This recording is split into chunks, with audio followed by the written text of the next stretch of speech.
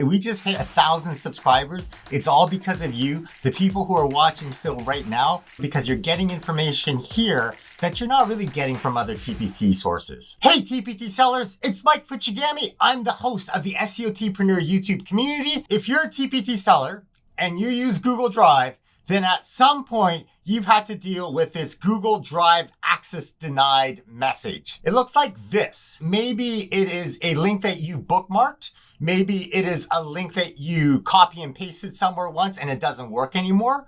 Maybe it's one of your teacher buyers who can't access a resource that you shared with them. Today, I'm going to walk through 3 things. I'm going to talk about how to deal with access problems if you use the TPT Google Drive product type. I'm going to talk about how to make a one-click copy link. And finally, I'm going to show you how to avoid broken bookmarks when you copy and paste a Google Drive link. This third point is important if you're a TPT seller who has multiple Google Drive accounts. Make sure you watch to the end of the video because we got 1,000 subscribers thanks to you, and I have something special for you. Let's talk about the Google Drive TPT product type. Whenever you create a product on TPT, you have a couple of options. One of them is this: select a file from your Google Drive. And this is brilliant if you're TPT. They created a way for you to connect your Google Drive folder so that basically TPT buyers just have to click a single button and all of a sudden they copy all of the files in that Google Drive folder into their account. It's magical. And from TPT's perspective, this is fantastic because if you create Google Drive products and share them this way, it's harder to leave TPT because you're using their proprietary software. When I started, I used to use the Google Drive TPT product format. As a TPT seller, you can't see the download link and you can't actually test it. Also, as a TPT seller, you have no control if there are technical problems with this connection between TPT and Google Drive. Right now, February 22nd, 2024, it says, we're aware of a problem with Google Drive that might make Google resources hard to access for some users. We're in touch with Google and they're working on a solution. There's nothing I can do to fix this problem. It's completely out of my hands. A few days ago, I got an email from a teacher who bought this Google Drive resource and they said they can't access it anymore. Fortunately, I already created a PDF version of this resource with one-click links to copy the Google Drive formats. And I republished it and I made it different because I added a digital easel by TPT. If I want to see what my teacher buyers are experiencing, I have to buy a Google Drive product to test the connection. So I'm going to go to add one to cart. It says accessing this resource requires Google Drive. To add a copy of it to your drive, TPT will need permission to access your drive. This is an important part because not all teachers are comfortable giving permission to their Google Drive. I'm going to click on View Cart and Checkout. So I just bought this Google Drive resource. Now when I go to the TPT product page, I see this button, Add to Google Drive. This is what a teacher buyer experiences. They click on Add to Google Drive. They choose their Google account. And then it says, sign in to Teachers Pay Teachers. By continuing, Google will share your name, email address, language preference, and a profile picture with Teachers Pay Teachers. So that's not horrible. I'm going to click continue. Here's the scary part for some teachers. It says, Teachers Pay Teachers wants to access your Google account. This will allow Teachers Pay Teachers to see and download all your Google Drive files. That's pretty invasive. That has to happen in order for TPT to be able to copy the files over. But it's scary. Then it says, make sure you trust Teachers Pay Teachers. Some teachers are okay with that, but not all teachers are. I'm going to click allow just so we can see what happens. It says adding to Google Drive. So we're making a copy of this resource for you. Successfully added. We added a copy to your TPT purchases folder. I'm going to click on view in Google Drive. And here is a copy of all the files. The problem I had as a TPT seller was that I have a bunch of files and they all look the same. And sometimes it would show up in this list format. But more often than not, I had teachers who had their Google Drive settings in the grid layout. There's no way I can control this as a TPT seller. So it would show up in this Google Drive format. And if I have differentiated versions, then the files look very similar. And then the teachers get frustrated because they can't find what they need. Part of the problem was I put my store name in the file name, like educircles.org-ROA making connections. So I did simplify that later on. Then I got a 1-star review about my reading bundle, which was tough to hear, but it did help me improve my product. I learned that I really had to simplify how to find the files. So this 1-star review had 2 big concerns. One problem was my grammar. which I fixed with Grammarly. But the second problem was the privacy of this teacher buyer's Google Drive. The buyer wrote, "As I understand, I cannot make copies of the material without giving unnecessary access to my Google Drive." So even though TPT will explain that you have to give access to the drive, some teachers are going to feel like this is unnecessary access. And I have no control over that. TPT actually removed this 1-star rating, but I asked them to reinstate it because I believe in transparency. Me responding to this 1-star review is important because then teachers see how I respond to problems when they come up. Was that a mistake? Maybe. My sales did go down. I should probably go back and see how much my sales went down because there was this 1-star review. But that's part of the learning curve. It taught me a lot about how to simplify my messaging in the downloads. And it taught me that I shouldn't use the Google Drive TPT product format because while many teachers are okay with giving permission to TPT, not all teachers are. The way that I solved this problem for me was now instead of using the Google Drive TPT product format, I use the standard PDF download product type.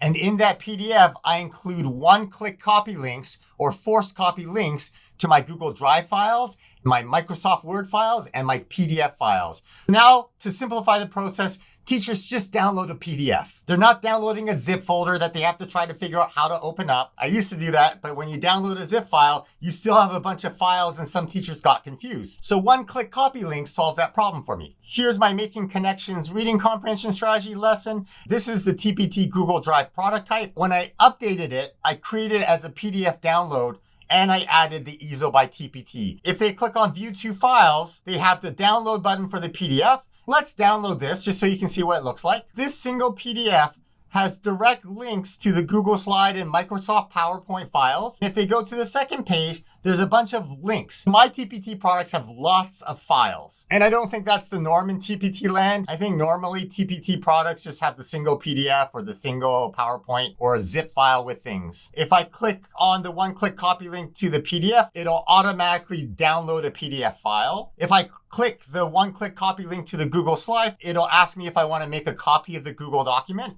So I'm just going to click make a copy. They didn't have to give permission and access to their entire Google Drive folder. All they had to do was click that one link and then Google offered to make a copy of them. They don't have to go into the file, click file, make a copy, entire presentation. I used to do that. That's hard for a lot of teachers. And then if I did that, rather than clicking file, make a copy, teachers would often say, hey, I can't edit this document. And they would ask for access to it. Just for completeness, I'll show you what happens when I click the one-click copy link for the Microsoft PowerPoint. I click on that, and then it asks to download the PowerPoint file to my computer. Today, I'm gonna focus on how to create that one-click forced copy link of a Google Doc or a Google Slides file. But if you're interested to see how I got it to download a PDF or a Microsoft PowerPoint file, leave a comment below. So here's the link to my Google Drive file. I'll call this anyone can access the view only link. And now I'm going to turn it, just going to make a copy, and I'm going to call it anyone can access one-click forced copy link. It's really cool. All I do is I go to the end of the link. You're going to look for the word edit, and everything after the word edit, you're just going to highlight and delete. Instead of the word edit, you're going to write the word copy. So if I copy this sentence, I'm just going to go Control X to cut it out. If I was to paste it here, so you can see the word I have copy here, if I hit enter, Google Docs is asking me if I want to make a copy of that. And even though I'm the editor, because it has copy at the end of it here, when I click on this, it'll make a new copy. Up here, I can see in the title, it says copy of. Let's just get rid of that. Now I'm going to paste this link back in here, just so you can see it. Interesting. Google Docs is constantly evolving, and right now it's asking me, do I want to replace this URL with the title of this? And if I hit tab or click here, it'll do that. I don't want to do that because I want you to see the URL. Pretend I'm creating a PDF that I want to download. You can see here that this /copy link, the whole thing didn't turn into a link. Isn't that weird? But what I'm going to do is I'm just going to go right click, paste without formatting. There we go. And there's my link. And if I hit space, it'll automatically turn it into a link. I don't have to do it that way. If I don't want this ugly link, I'm going to copy this copy link. Get it? Copy this copy link. All right, I'm going to take this one-click force copy link. I'm going to make it bold. I always make my links bold. I think it just makes the link stand out more. I'm going to add that insert link button. I'm going to paste the forced copy link. It ends with copy. I'm going to hit apply. And so now I have this one-click forced copy link. So I'm going to get a regular view only share link. I'm going to click on the share button. I'm going to click on copy link. I'm going to highlight the word view only. I'm going to make it bold. I'm going to click on that link button, insert link. I'm going to paste in my link, hit apply. So now I have a view only link and a one-click force copy link. Let's download this as a PDF. So file, download PDF, and I'll save it to my computer. I'm going to open up this PDF right now in Google Chrome. Here it is. I'm going to open this view only link in incognito mode because otherwise I'll be signed in as the editor. So right click, open link in incognito mode. See, so I'm not signed in and I can see this document. The challenge is if you share a view only link, teachers can't edit it and they get confused. You have to explain that they have to click on file, make a copy, and then they'll be able to make that copy. But for some teachers, computers are not their friends. So they'll sign in, they see request edit access, and then you get an email from a teacher requesting access to the document, and then they get frustrated because they bought it and they think they can edit it, but they can't. The more elegant solution is to use a one-click force copy link. If I click on this link, it's going to ask me to make a copy of this document. So the teacher just has to click make a copy. And then boom, they have their own version of this that they can edit and mess around with and have fun. Full disclosure, I don't actually paste in the direct Google Drive link into my PDFs. If I go right click, copy the link address and paste it in here so you can see, I actually create a redirection link. When they click on this link, it goes to my redirection service, which then points to the Google Drive location. This way I'm future-proofing my PDFs so that if something happens or Google Drive has a problem, then I can go in and change the link because I've pasted in a redirection link. If you want to know how I did that, leave a comment below. The third part of today's video is to talk about broken bookmarks. I have 5 different Google Drive accounts. I'm a TPT hawk, which means I'm developing business systems. If you're not sure what a TPT hawk is, click the link at the top and it'll explain the stages of a TPT teacherpreneur. One of the things that I'm doing is I'm creating standard operating procedures, which is basically just instructions for your VA or instructions for yourself to remind yourself how to do something. I have in here a link to my Google Drive folder that has my SEOT video series product line. Normally when I click on this link, I get there directly. But today when I clicked on the link, the same link that I've always used, I got a you need access error. Why did the link break? It has to do with the order that you've signed into Google. If I look at a Google Drive link, up here, there's a number. It says drive.google.com, drive, U for user, and then after that, it says the number 3. The order that you sign into Google Drive matters. The first account is user 0.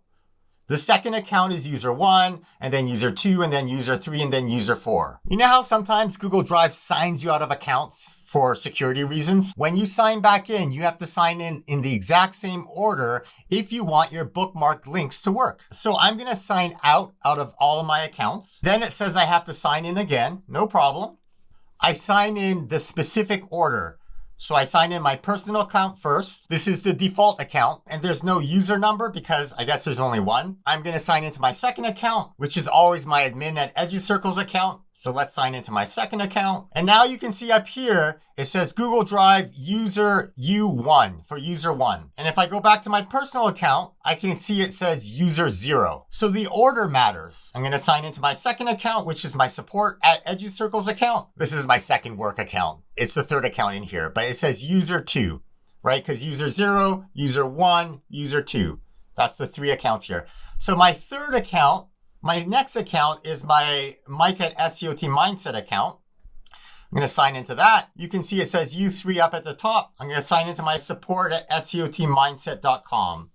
I'm going to click on next. So this is my support account. And up here, I can see U4. So if you ever have a link that used to work and then the link says access denied, even though you're signed into that account, chances are it has a different user number up here. So then you have to sign out and sign back in the exact same order. That's why I have a piece of paper that says the order that I need to sign in my accounts. We just hit 1,000 subscribers. It's all because of you, the people who are watching still right now, because you're getting information here that you're not really getting from other TPT sources. If you learned something new today, subscribe to the channel because because that sends a signal to the YouTube algorithm to show our videos to other TPT sellers who haven't discovered our YouTube community yet. Now, YouTube doesn't give me a way to send a message to only the subscribers. If I create a video, everyone can see it, subscribers and non-subscribers. And I want to reward the SEOTpreneur YouTube community. So please make sure you've signed up for the newsletter. If you go to freesellertool.com, and you click on download, subscribe to the SEOTpreneur newsletter before 8 p.m. tomorrow, Friday, February 23rd, 2024,